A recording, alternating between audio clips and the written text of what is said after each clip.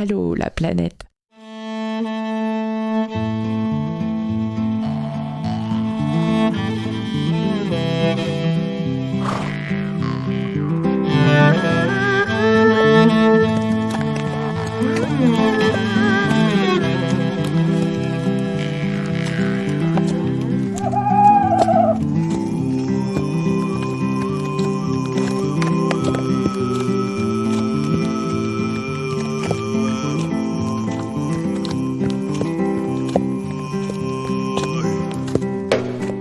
Bonsoir à tous, amis du Voyage Lent. Bienvenue dans ce nouvel épisode de la Caravane Passe, l'émission des animaux voyageurs et de leurs compagnons à deux pattes. Je suis très heureux de vous retrouver après plusieurs mois d'absence. La Caravane revient chaque semaine à 21h et en direct sur l'antenne de la web radio des voyageurs Allô la planète. Avant de vous parler de mon invité de ce soir, je tiens à vous présenter mes vœux pour la nouvelle année. Qu'elle soit riche en itinéraires bis, en rencontres, en paysages, que 2023 soit l'année du saut vers peut-être ce chemin de traverse que vous espérez prendre depuis si longtemps. Je voulais aussi avoir une pensée pour Flo, animatrice de la radio et coordinatrice du festival Joyeuse Escale, qui a perdu son âne brutalement dimanche dernier. Toute l'équipe de la radio lui adresse son soutien. On sait à quel point il est dur de perdre un compagnon de route. De compagnon de route, il en sera question ce soir puisque nous accueillons Alexandra, qui a loué un âne pour sillonner le GR65 entre le Puy-en-Velay et Espalais. Granada, c'est le nom de ce hongre avec lequel elle a marché durant 6 semaines avant de le rendre à son propriétaire pour suivre sa route jusqu'à Finistère. Mais le sentier a tissé des liens forts entre la voyageuse et les longues oreilles. Et Alexandra a fait des choix dont elle nous parlera ce soir pour retrouver l'âne qui l'a accompagnée sur son chemin intérieur. Je vous rappelle que cette émission est en direct. Vous pouvez donc interagir, réagir et poser vos questions.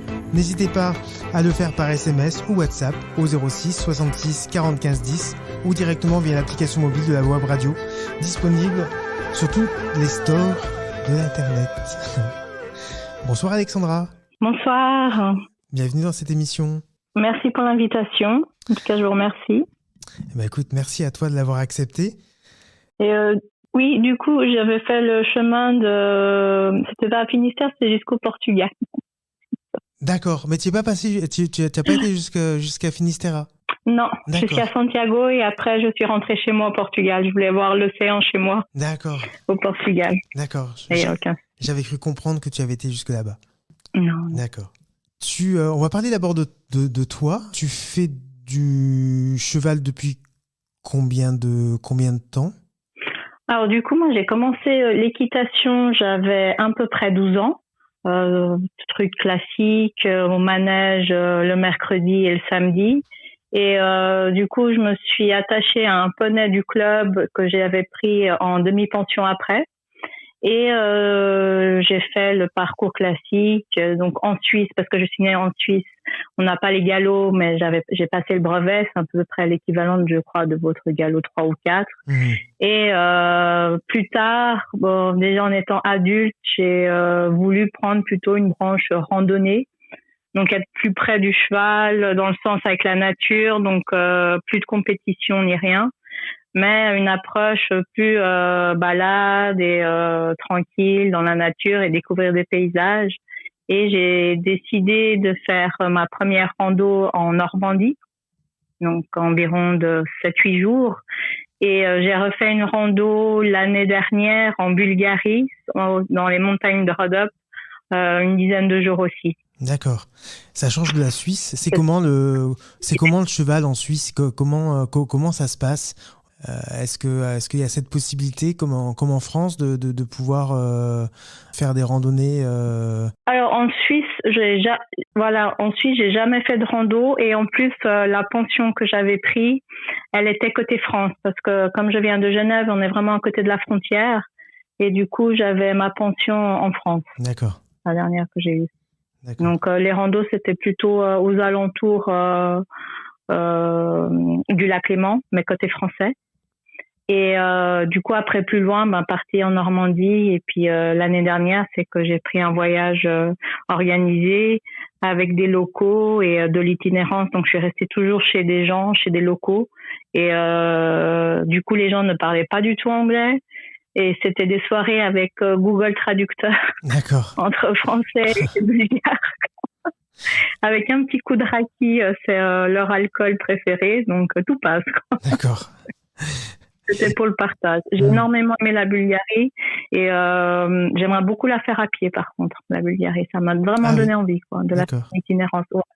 Un super pays, des gens très accueillants, toujours prêts à aider et c'est vraiment une bonne ambiance. Et des paysages qui le souffle aussi. Et alors ce sont ces courtes randonnées, ces courtes itinérances qui t'ont donné envie d'aller plus loin, plus longtemps?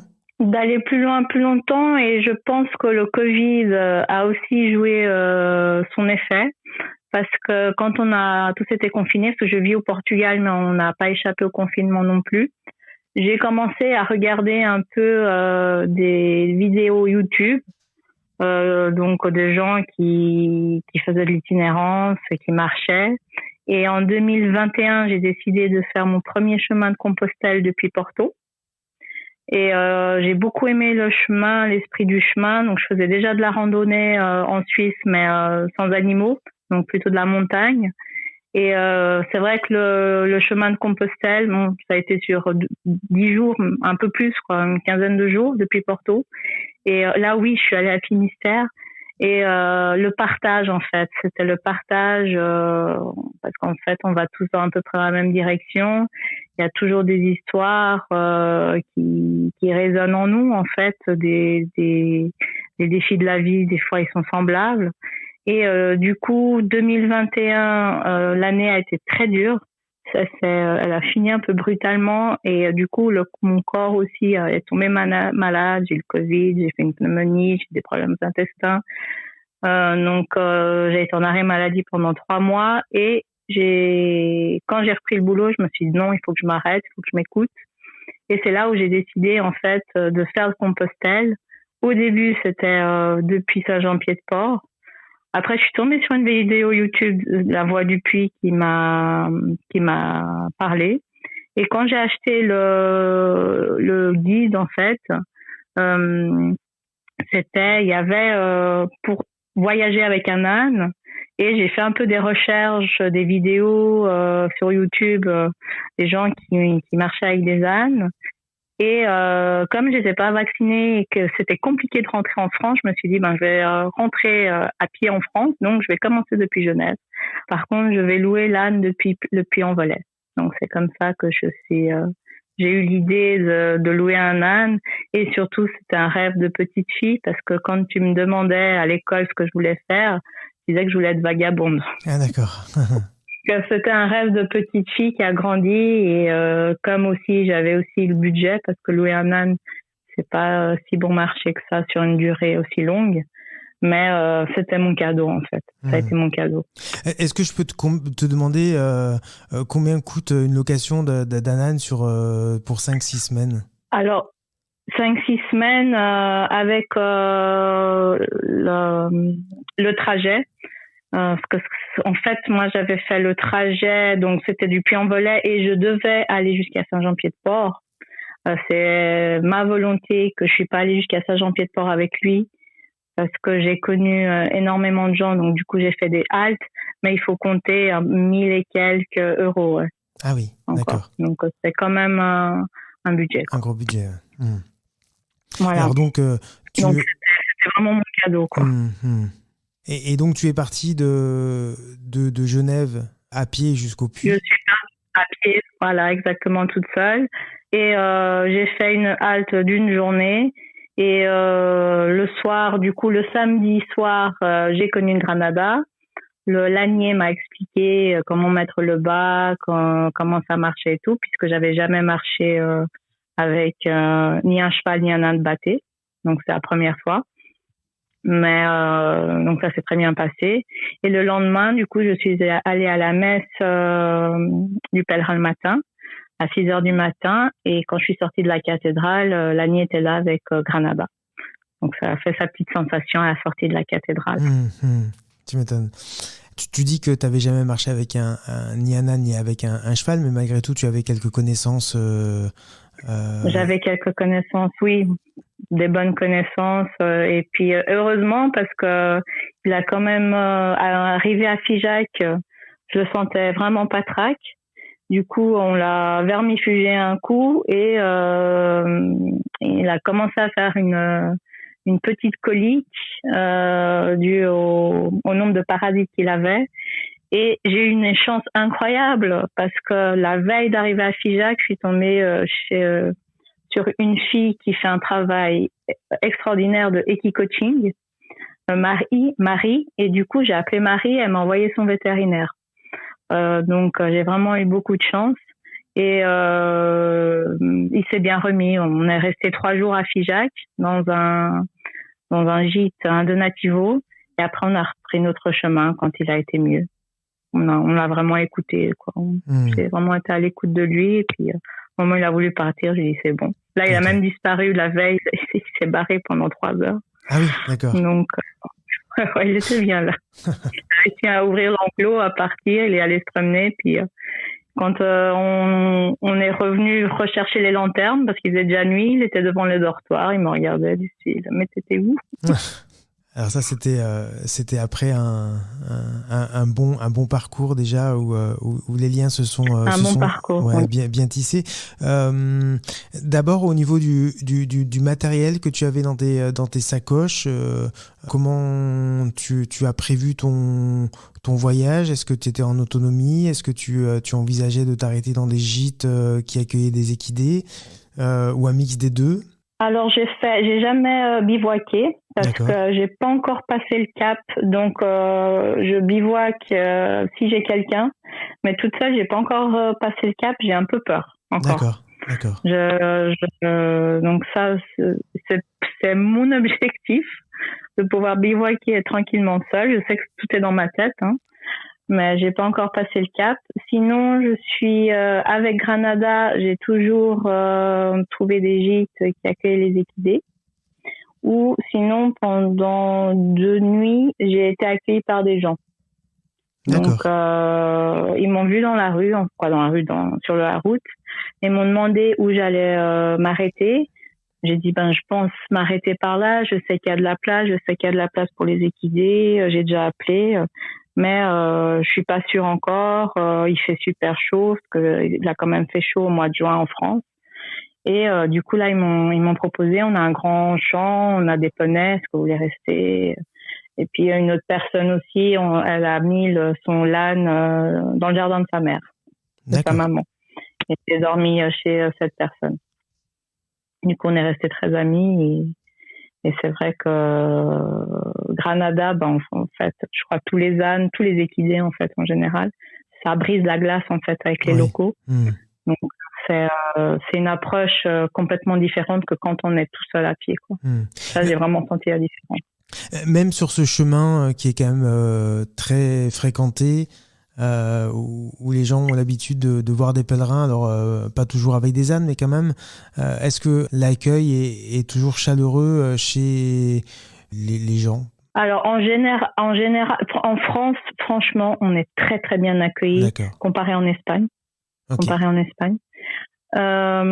Après, j'ai quand même fait quelques accueils jacquaires avant le Puy-en-Velay, parce que de Genève jusqu'au Puy-en-Velay, il n'y a pas beaucoup de gîtes, il n'y a pas beaucoup d'auberges, c'est un peu plus cher. Et donc j'ai essayé de privilégier les accueils jacquaires. Et sinon, après, avec Granada, c'était plutôt quand je passais, en fait, les gens sortaient, ils entendaient les sabots sur la route et ils sortaient, ou bien ils me demandaient si ils avaient besoin d'un seau d'eau, ou si j'avais besoin de l'eau pour l'âne, ou si moi je voulais quelque chose. Donc bon, et puis j'ai beaucoup entendu que je connaissais pas du tout. Ah, on dirait Antoinette dans les Cévennes. Alors ça, j'ai eu le droit, mais tous les jours. Avec Patrick, avec Patrick.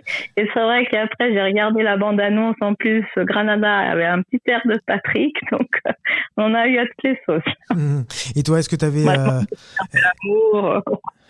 Et toi, est-ce que tu avais des airs d'Antoinette à tirer l'âne qui voulait pas avancer, ou ça s'est bien passé dès le départ? Non, même pas. Alors, ça a été assez drôle. parce qu'en fait, l'ânier m'a accompagné jusqu'à la sortie du puits. Il me dit, écoute, maintenant, il faudra un peu t'imposer parce que, en principe, quand on arrive ici, ils savent que moi, je fais demi-tour et ils commencent à s'arrêter et ils veulent faire demi-tour avec. Et ils veulent venir me rejoindre, donc tu vas un peu galérer. En plus, ça monte assez raide, hein, pour ceux qui ont déjà pris le chemin. Après le puits, donc tu vas galérer un peu. Et en fait, Granada, il s'est retourné, il a regardé l'ânier, il m'a regardé dans les yeux, on s'est vraiment fixé les yeux dans les yeux et on a continué notre chemin comme, en fait, on se connaissait déjà, quoi. C'était une évidence. J'ai jamais pensé que ça allait aller si vite, en fait. C'était la grosse surprise pour moi. Je savais que j'allais tisser des liens, mais aussi vite et puis aussi tout était normal en fait, comme si j'avais toujours eu un âne, même les gestes de mettre le bas et tout, c'est comme si j'avais eu l'âne depuis toujours des ânes, quoi. C'était assez bizarre, même l'impression, un déjà vu, quoi. C'était bizarre, quoi. Ouais, il y a des évidences comme ça. Ouais, oui, ça c'était une grosse évidence, ça, c'est sûr. Et alors, je te demandais la question tout à l'heure de ce que tu avais mis dans tes sacoches. Tu n'avais pas de temps, donc tu avais peut-être un duvet? Non, ben j'avais juste mes affaires, ce que j'avais dans mon sac. Donc, mon sac contenait, c'était un sac à viande, un sac de couchage quand même. Donc j'avais deux shorts jupes, un leggings, une petite doudoune parce que j'ai quitté Genève au mois de mai et la Haute-Savoie il faisait froid quand même la nuit. Ouais. Et j'avais des sandales et mon petit nécessaire et puis une lampe. J'avais un petit couteau, la frontale, mais j'avais pas beaucoup plus, quoi. Un couteau suisse peut-être. Un couteau suisse et une pinelle. Et Une petite tasse en aluminium pour boire le café. D'accord. Ça, par contre, les gens qui voyaient la tasse sur le sac à dos, même quand j'avais pas Granada, ils me demandaient si je voulais un thé ou un café. Ah, chouette. Mais alors, du coup, t'avais rien prévu pour te faire à manger? Rien du tout. Mais j'ai toujours eu, il y a toujours des petits trucs à se faire. Les auberges, souvent, les auberges et les gîtes, c'est où tu prends une demi-pension et t'as quand même la cuisine à disposition. Et après, en fait, j'ai pas fait tout le GR65 parce que j'ai bifurqué sur la voie toulousaine et la voie du Piémont. Et sur la voie du Piémont, donc qui est dans les Pyrénées, donc j'avais plus Granada, j'étais seule là. Les gens sont beaucoup plus, je vais pas dire gentils avec les pèlerins, mais ils sortent plus volontiers de leur maison, ils te donnent à manger, parce qu'il y a moins de pèlerins quand même sur cette voie. Oui, c'est ça. Et l'ambiance est différente. D'accord. Donc je pense que là, si j'avais eu Granada, je pense que j'aurais été toujours logée chez des locaux, par contre. D'accord. Ça change l'image du pèlerin, donc l'âne. Ça change déjà parce que le GR65 est quand même pas mal fréquenté. Et la voie du Piémont, j'ai vraiment adoré. J'aimerais beaucoup la faire et un jour, alors, si je peux la faire avec Granada, ce serait la cerise sur le gâteau, quoi. En termes de chaussures, t'avais prévu quelque chose des bonnes chaussures de marche? Alors, je suis allée à Decathlon, d'accord, okay. Et j'ai pris des chaussures que je sentais un peu confortables, donc à 80 €. Et elles m'ont duré j'ai jamais dû changer de chaussures, elles m'ont fait les 2600 km. D'accord. Donc, elles ont bien tenu. Donc, la semelle est lisse, mais dedans et tout, elles ont bien tenu. J'ai quand même une ou deux tendinites. Ah oui. Quand même. Et mais c'était dû à la chaleur. Quand j'ai passé en Espagne, j'ai eu 46 degrés quand même. Ah ouais. Donc les tendons, ils ont lâché un peu dû à la chaleur. Du coup, tu as adapté ton chemin en fonction des températures. Tu partais plus tôt. Enfin, les pèlerins partent tôt en général. Je partais plus tôt. Ouais. Oui, bon, moi, je n'étais pas la meilleure pour partir très tôt, à part quand il faisait très très chaud. Sinon, oui, j'étais toujours la dernière à partir des gîtes le matin, souvent. Je faisais, surtout avec Granada, je prenais le temps de faire mon petit-déj, je prenais le temps de m'occuper de lui le matin. On avait nos petites routines, les deux. Et c'est vrai qu'on aimait bien partir après. Il y avait certains endroits où il y avait pas mal de monde. Ou bien sinon, au contraire, quand on devait passer des villes, par exemple, quand j'ai passé Cahors, j'ai essayé de passer le plus tôt possible. À cause des voitures et tout ça, ça on faisait plutôt l'inverse. Mais sinon, non, s'il faisait pas chaud, je partais vers 8h, 8h30. À Cahors, tu as dormi où? Alors à Cahors, j'ai dormi juste avant Cahors. D'accord. Chez une personne qui était éleveuse de pur sang arabe. D'accord. Et qui faisait beaucoup maintenant je sais plus comment ça s'appelle, ces disciplines, tu sais, où tu fais beaucoup de kilomètres avec ton cheval, là. Je sais plus le nom de la discipline. Non, je sais pas. Et du coup, parce qu'en fait, je l'avais choisie parce qu'elle avait des écuries, et comme j'ai laissé Granada un jour sur place pour aller visiter Cahors tranquillement, ça a été la meilleure chose que j'ai fait parce qu'il a été super bien. Par contre, lui, il a paniqué de me voir partir le matin. Ah oui. Parce que je suis partie à pied jusqu'à la route, après j'ai fait du stop. Et le fait que je sois partie avec les autres pèlerins, lui, je crois que lui, il a passé quand même une sale journée, il était content de me voir le soir. Alors c'est fou ça, ce lien qui s'est tissé aussi rapidement entre tous les deux. Est-ce que tu peux nous en parler de ces kilomètres avec cette âne Avec Granada. Ouais. Oui, alors c'est ce que je te disais tout à l'heure. Oui. C'était en fait, j'ai pas eu comme cette transition de maintenant je vais marcher avec un âne. Ça s'est fait tout naturellement. Et les gens, en fait, étaient assez étonnés de savoir que c'était pas mon âne.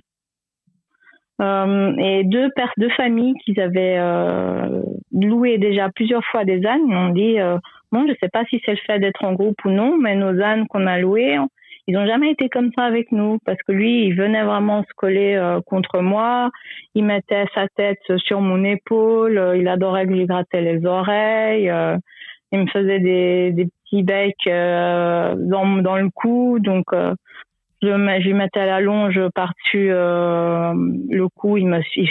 Et même là, je viens de l'acquérir au mois de décembre, et quand on a une petite montagne devant là où il est, et il est toujours en liberté, quoi. Il me suit, on dirait un chien.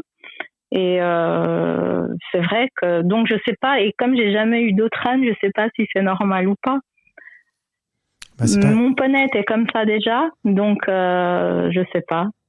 J'ai toujours eu beaucoup de facilité avec les animaux. Mais... Ouais, c'est peut-être ça, parce que moi je connais pas beaucoup d'ânes qui font ça. Tu en as discuté avec le propriétaire à ce moment-là ou après? Alors, quand il est venu chercher Granada, c'est vrai qu'il était très, très pressé. Donc, on n'a pas pu trop échanger. On a échangé plutôt avec quand j'ai voulu l'acquérir. Et c'est vrai que Lanier a dit que déjà... il était pas très enchanté de le vendre parce que c'était un bon âne de marche. C'est vrai qu'il est volontaire, il a peur de rien. Mais mon histoire avec Granada m'avait quand même touché. Puis comme j'avais les conditions au Portugal, et puis il a vu, parce que moi j'ai pleuré pendant une semaine avant de le rendre. Hein. Ça a été difficile de le rendre. La séparation a été extrêmement difficile. Et même j'ai pris la décision de pas aller jusqu'au bout, jusqu'à Saint-Jean-Pied-de-Port, parce que on était court sur le temps déjà, et j'ai préféré être hospitalière dans un gîte. Et c'est là en fait où nos liens se sont encore plus renforcés avec Granada et moi, parce qu'il était en semi-liberté au gîte, et il faisait partie de la vie du gîte, quoi. Donc, il venait à la fenêtre, il a essayé de rentrer dans la maison, je sais pas combien de fois. Le soir, on faisait un tour de parole avec le gîte offrait l'apéro plus le tour de parole. À 18h30, à 18h20, il était déjà vers les chaises. Il attendait les gens, en fait. C'est lui qui faisait la réception. Et c'est un âne extrêmement sensible. Les personnes qui étaient un peu plus émotives, où la journée avait été dure, où le chemin était dur, parce qu'il y avait une histoire derrière, il allait se coller à cette personne. D'accord. Donc ça, on a eu des super partages, on a eu des gens qui ont débloqué leur histoire grâce à Granada parce que ça a brisé la glace en fait, et ça a été un peu le coup de pouce. Et puis peut-être l'histoire la plus incroyable que j'ai vue avec Granada, c'est je sais plus si c'était avant ou après Golignac, bon, peu importe. En fait, il y a eu un orage énorme et il y avait un groupe qui marchait avec des gens qui étaient aveugles. Et un des messieurs qu'on avait déjà rencontré plusieurs jours d'affilée, il était un peu en panique dû à la montée parce qu'il commençait à pleuvoir et le tonnerre était vraiment très fort. Il n'osait plus marcher, il s'est complètement braqué. Et la personne qui lui donnait l'assistance était déjà un peu énervée parce qu'ils n'avançaient pas depuis le matin. Et la montée, elle était très très raide. Et Granada, en fait, il m'a arraché la corde des mains. Il allait se coller derrière le monsieur, vraiment le nez sur le sac à dos du monsieur, et il l'a poussé dans la montée, quoi. Ah oui. Et ouais, c'est un truc de fou. Et seulement après que le monsieur soit en haut, on a dit c'est bon, ça monte plus, là c'est tout plat. Il s'est accroché à l'âne, il a respiré, il avait les larmes aux yeux. Et après, au bout d'un moment, l'âne, il s'est ébroué, puis il est venu me rejoindre et on a repris notre route, quoi. Moi, j'étais là, je tenais après mon âne, j'avais la corde, j'avais la bouche grande ouverte, je regardais la personne qui faisait de l'assistance, qui assistait le monsieur. Je dis, mais qu'est-ce qui vient de se passer? C'est fou. Donc, c'est fou, il est très sensible. J'ai dit, moi, son petit nom, c'est Boubi. Moi, je dis, ouais, c'est Boubi magique, quoi. Et là, ce don avec les gens, et c'est assez extraordinaire, quoi. Et surtout au gîte, j'ai vraiment eu des belles rencontres grâce à lui, quoi. Et des personnes vraiment qui ont pu, une personne qui était très, très, très, très fermée, et qui s'est ouvert le soir grâce à lui, et il n'a pas quitté tout le souper, ce qu'on mangeait dehors. Tout le dîner, il était collé à elle. C'était impressionnant, quoi. C'était impressionnant. Donc, ça aurait fait un bon âne de thérapie, par exemple. C'est peut-être ce qui va devenir. C'est peut-être qu'il va devenir. Tu nous en parleras peut-être en fin d'émission. Avant, on va faire une petite pause musicale avec un titre que tu as choisi. Le temps est bon de Bon Entendeur. Tu peux me parler de cette chanson? C'est toi qui l'as choisie. C'est une chanson que tu écoutais en chemin? Alors, c'est une chanson que je connaissais pas du tout, que j'ai découverte, parce que moi, ça fait 15 ans que je vis au Portugal. Donc, j'ai découvert par hasard qui passait dans un gîte, et puis du coup, j'ai pris le titre.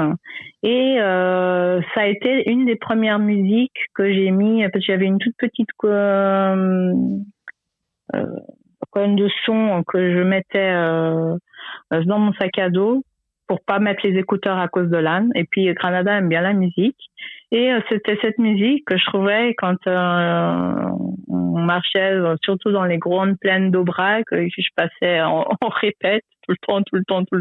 Je la trouvais cool, et puis je trouve que ça allait bien avec son rythme, et on était contents les deux, quoi. Donc, cette chanson, elle me rappelle des très très bons souvenirs, surtout sur les plateaux d'Aubrac, et ça me donne la chair de poule chaque fois. Des beaux souvenirs. Eh ben écoute, merci de nous faire partager cette chanson, et on se retrouve juste après.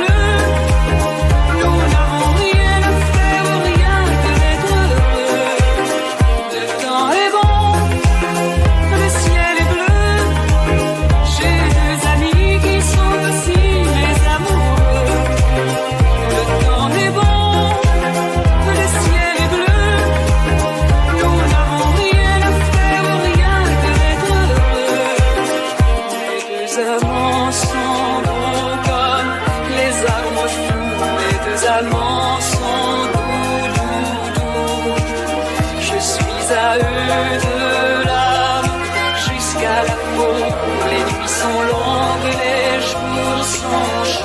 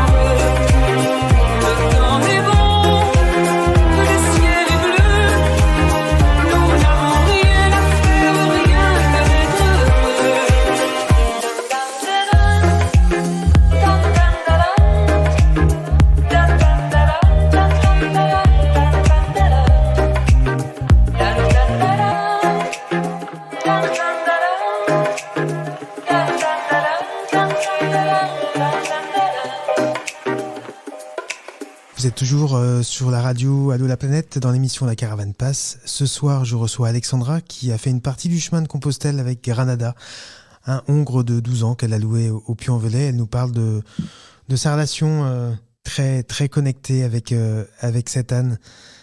Alexandra ? Oui, Oui. je suis là. Effectivement, c'est une grande connexion que tu as eue avec cette âne. Avec Granada, oui. Oui, et du coup, quand l'Annie est venue le chercher, j'ai tout de suite demandé comment je pouvais l'acquérir en fait. Donc au début, c'était plutôt non. Donc non, c'est pas possible, c'est un de nos meilleurs ânes. Et après, quand il est venu le chercher, il me dit bon, rappelle-nous en octobre quand il aura fini la saison. Du coup, j'ai rappelé en octobre, on a trouvé un accord. Et là, comme ça faisait quand même une année que j'étais sans travailler, j'ai lancé une cagnotte en ligne pour pouvoir m'aider en fait pour le transport, parce que de la France au Portugal, c'est assez cher quand même de transport. Et même comme ça, j'ai eu une petite étoile à la dernière minute. Et du coup, la cagnotte m'a bien aidée et il est arrivé la semaine avant Noël. Ah oui. Donc, ça a vraiment été mon cadeau de Noël. Quoi. Il devait arriver en novembre. Il est arrivé fin décembre parce que je ne trouvais pas de transporteur, parce que les lois, en fait, ont changé au Portugal et en Espagne pour les transports de plus de 8 heures. Et j'avais personne qui avait de certification. Sinon, c'était extrêmement cher. Ça a monté à 2 500 € le transport. Ah oui. Donc, ouais. Donc, j'ai vraiment eu une petite étoile avant Noël. On est un transporteur qui revient avec le camion qui est vide au Portugal. Il peut passer le chercher et il te fait un prix plus que 50% en moins, quoi. Donc, et il est arrivé juste avant Noël. C'était mon cadeau. Ah oui. Mon petit cadeau. Et c'est marrant parce que quand il est sorti, quand il est arrivé, il était après 24 heures de voyage et tout, un peu patraque évidemment. Mais quand il a entendu ma voix, surtout quand je disais boubi boubi boubi, il m'a regardé, il m'a fixé pendant quelques secondes et il m'a plus lâché après. D'accord. Donc c'est comme si il me regardait, il me disait en fait je te connais, je sais plus trop d'où, mais je te connais. J'ai cette sensation là. Ouais, je pense qu'il savait d'où, mais oui. Et sinon là on est en bord de mer, donc je sais pas s'il avait déjà vu l'océan, mais ça a été très drôle quand je suis allée la première fois sur la plage, parce que pendant 5 minutes il a pas bougé. Il n'arrêtait pas de regarder la mer et de soupirer. On dirait qu'il appréciait vraiment et qu'il essayait de sentir l'odeur de la mer, de l'océan, quoi. Donc c'était un très bon moment aussi de partager ça avec lui. Alors tu me disais en préparant l'émission que ton histoire avait touché beaucoup de Portugais. Le Portugal, on dit souvent c'est le pays des ânes, qu'il y en a énormément. Alors oui, il y en avait énormément. Maintenant, il y en a de moins en moins. Et c'est vrai que histoire. Et aujourd'hui, c'est drôle parce qu'aujourd'hui, c'est la première fois en fait que je me fais arrêter quand je passais au bord de la plage par quelqu'un qui a suivi mon voyage à travers Instagram et qui m'a reconnu, qui a dit ah mais c'est Granada. Et justement, il me disait que et il allait chercher une amie à lui en voiture. Elle me disait justement, ça m'a extrêmement touchée parce que j'aimerais beaucoup faire Compostelle, mais j'ai peur d'aller toute seule. Et le fait que déjà que tu fasses autant de kilomètres seule, c'est pas très courant pour une Portugaise. Mmh. Donc en France, en Suisse, en Allemagne, on a l'habitude des femmes de randonner seules. Au Portugal, non. On a encore très peur qu'il puisse nous arriver quelque chose, ou bien les gens nous démotivent tout de suite. Moi, quand j'ai dit que j'allais faire ce long voyage toute seule, si j'avais pas déjà fait de la rando, si j'étais née au Portugal, je sais pas si j'avais eu le courage, parce que tout le monde me disait mais tu vas te faire kidnapper, tu vas te faire violer, quoi, les pires scénarios possibles. Et moi j'ai dit non, j'ai déjà voyagé seule, aucun souci. Et c'est vrai, j'ai reçu beaucoup de messages, surtout de femmes, qui me disaient en fait tu nous fais rêver, quoi. En fait c'est possible. Et avec en plus un animal, c'est extraordinaire ce que tu nous fais ressentir à distance. Donc je partageais beaucoup des photos, des vidéos, et je partageais aussi beaucoup un état d'esprit, parce que quand on voyage en itinérance, on n'est pas obligé d'être sur Compostelle, hein. Je pense que tous les gens qui font des longues périodes de marche ressentent la même chose. On a peut-être ça en commun. C'est un cheminement intérieur. Donc je partageais un peu ce que j'étais en train de vivre intérieurement, mes réflexions sur la vie, sur le monde moderne, le fait d'avoir un âne, tu marches encore plus lentement que quand tu marches tout seul. C'est ce que je disais en fait. On dirait que je retrouve, et mon corps retrouve, la vraie dimension du temps en fait. Donc je mange quand j'ai faim, je dors quand je suis fatiguée. Je me pose pas trop de questions, je lâche complètement prise. Et il y a le fait d'être avec un animal, le fait d'être avec l'âne, c'est encore plus lent, et les gens viennent plus facilement. Il y a un contact extraordinaire. Et c'est vrai que moi j'adorais en fait le truc que j'aimais le plus sur le chemin, c'était faire la sieste avec mon âne, quoi. Parce que lui vers 2-3 heures je le débattais, il voulait se coucher, et moi je me couchais contre lui, et puis c'était le moment de la journée, quoi. Ça, et le fait d'avoir partagé ça sur les réseaux sociaux, j'ai eu beaucoup de gens en fait qui ont été intéressés, curieux. Parce que peut-être en France, on a l'habitude, on sait qu'il y a des ânes à la location, en Suisse aussi. Au Portugal, ça existe, mais c'est méconnu du grand public. Et on m'a beaucoup posé de questions sur ça aussi. Est-ce que j'allais faire quelque chose avec lui? Est-ce que j'allais faire les chemins avec lui, avec des gens, pour faire découvrir cet aspect du voyage? Donc, ça m'a commencé à me donner des idées, et à vouloir créer un projet autour de ça, quoi. D'accord. Autour de faire découvrir la rando, les chemins de Compostelle, et ce que c'est de voyager avec un âne et de s'occuper d'un animal, et de partager en fait ce chemin avec un autre être vivant comme un âne, par exemple. Ça, c'est un projet que tu as pour les prochains mois. Pour les prochains mois, exact. Et aussi, quand j'étais en chemin, j'ai connu, en fait, on nous a mis en relation à travers les réseaux sociaux, un autre Portugais qui, lui, venait de Rome à pied, avec son âne, qu'il avait acheté, mais une histoire aussi avec cet âne. Et du coup, il me dit, j'ai cru que j'étais le seul Portugais à faire ça, et le fait de savoir qu'il y a une autre personne, et en plus une femme, qui marche avec un âne en direction Portugal. Donc moi j'y allais pas avec l'âne, mais j'allais en direction de Portugal. Et en fait, lui venait de Rome, donc pas du tout sur la même voie, pas trop même période, mais nos péripéties l'un à l'autre, c'est fait qu'on s'est rencontrés 2 jours avant de rentrer au Portugal. Donc j'ai passé la frontière du Portugal avec lui et son âne. Donc était très très fort, un moment très fort. On se connaissait pas en plus, mais on a eu un lien tout de suite qui s'est créé, une amitié.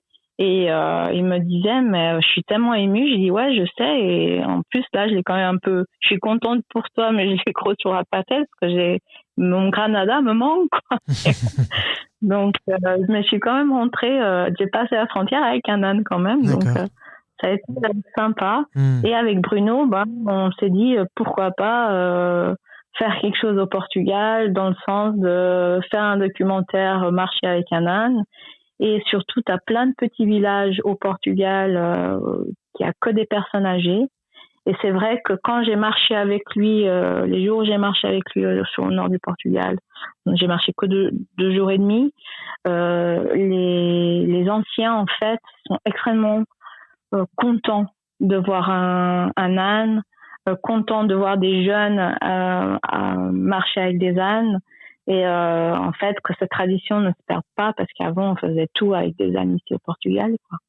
Donc, ça a aussi cette proximité avec les générations un peu plus anciennes que j'aimerais bien faire avec mon âne, quoi. Ça m'a donné envie, ça m'a vraiment donné envie. Donc ça, c'est pour ça. Tu n'as pas eu envie de faire le voyage avec Granada jusqu'au Portugal une fois que tu l'avais acheté? Alors, il y a la question de la saison, mais... franchement, vu ce que Bruno m'a dit en Espagne, parce que alors autant en Italie ça s'est super bien passé, autant en France ça s'est très bien passé. Bon, après c'est son expérience, hein. Ça veut pas dire que c'est tout le monde pareil, mais il m'a dit qu'il avait quand même beaucoup galéré en Espagne, parce que déjà le bivouac c'est compliqué. Après, tu peux pas passer les grandes villes, donc tout ce qui a été Burgos, Léon, Pamplune et tout ça, et ils ont appelé les flics. Il a pas eu beaucoup de chance sur ça. Bon, après, ça veut pas dire que c'est tout le monde, mais c'est vrai de l'entendre, ça me donne pas trop envie, quoi. D'accord. Ça me donne pas trop envie. Donc, par contre, revenir en France avec lui, oui, ça, dès que ça sera possible, je sais que je vais le faire. Ça, oui. D'accord. Ça, oui. J'ouvre une petite parenthèse. Tout à l'heure, tu parlais de rythme avec Granada. Comment t'organisais tes journées?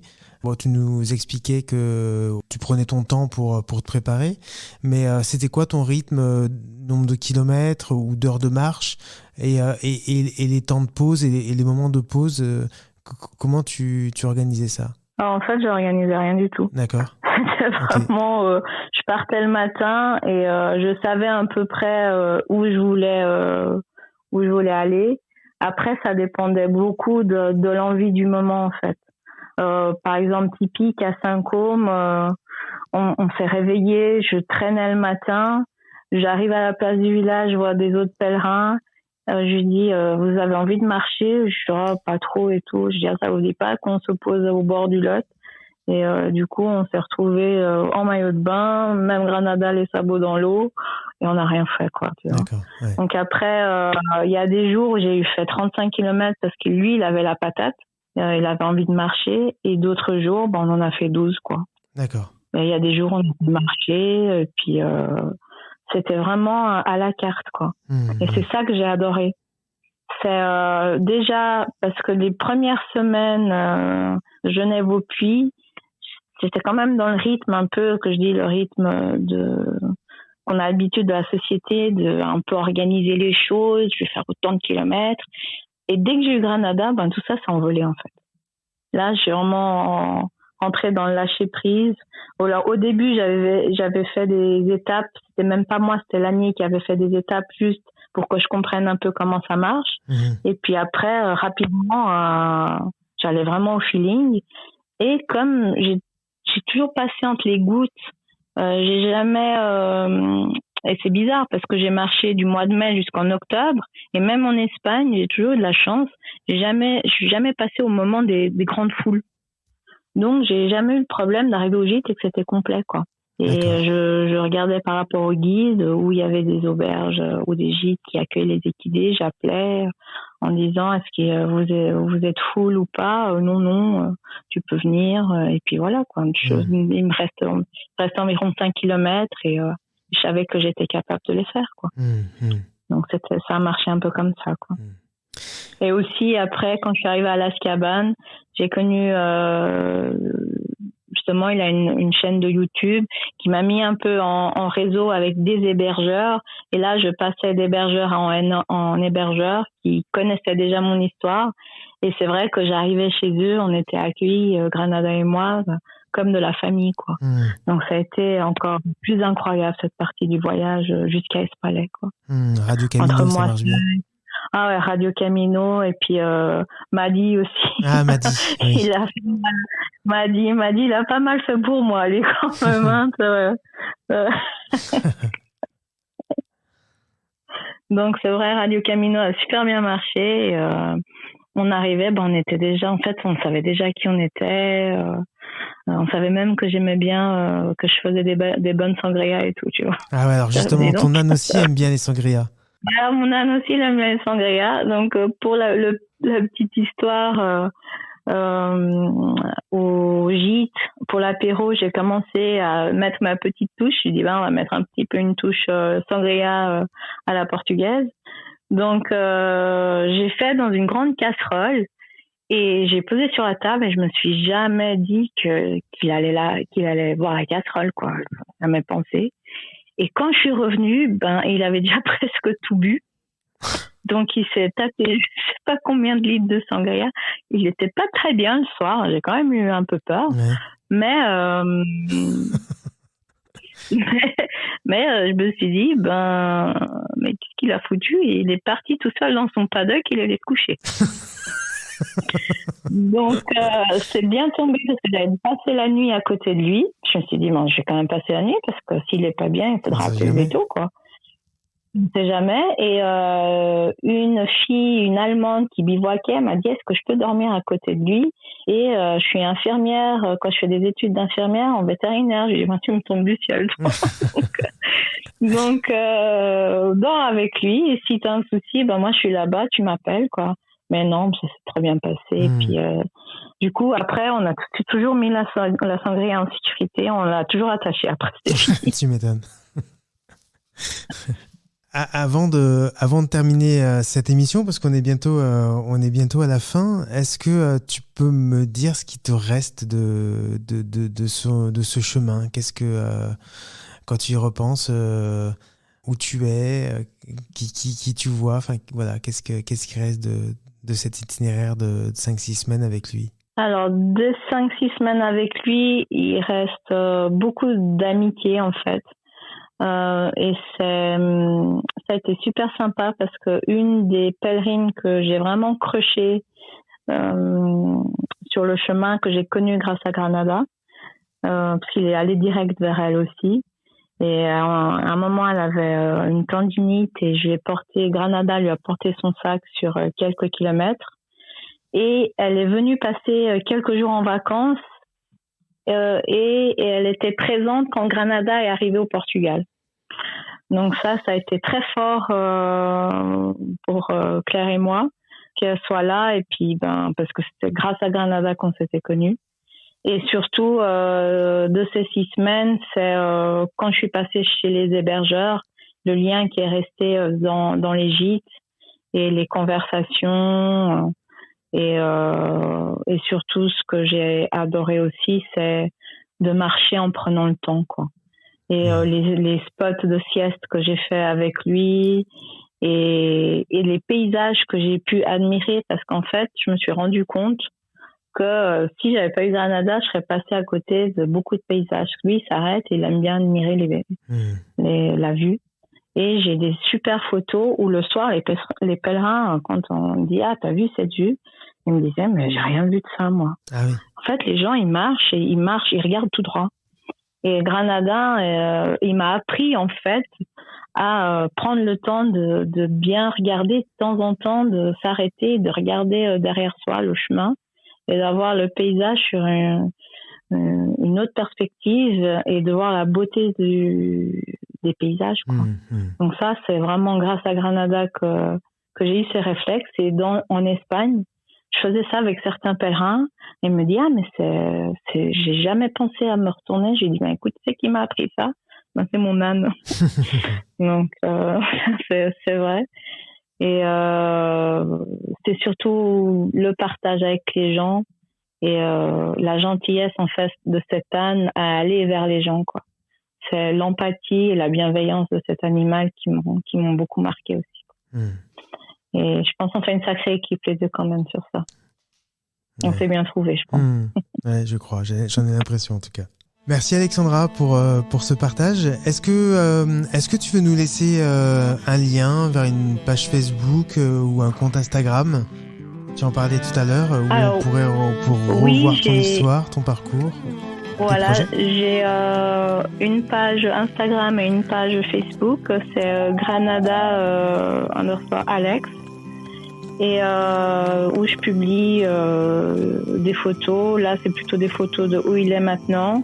J'ai pas encore mis le projet, j'ai pas encore publié le projet, il est encore en construction.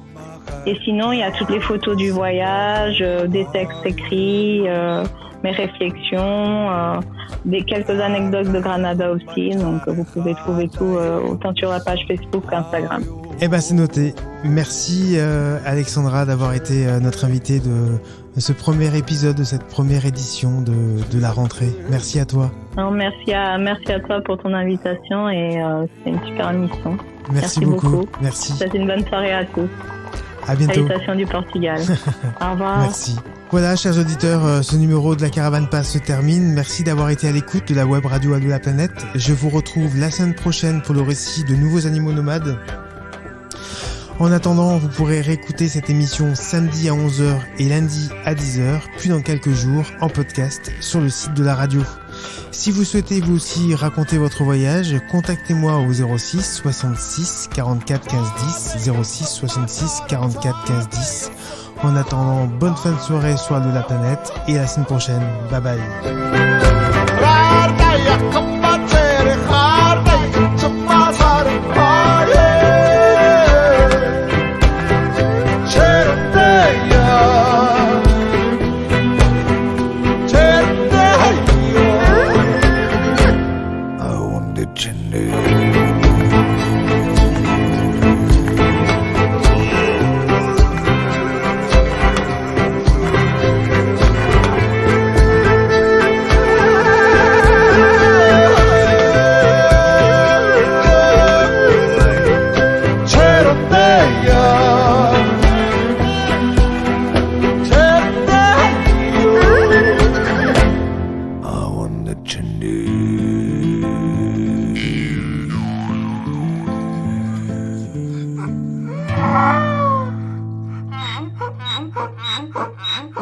Thank you.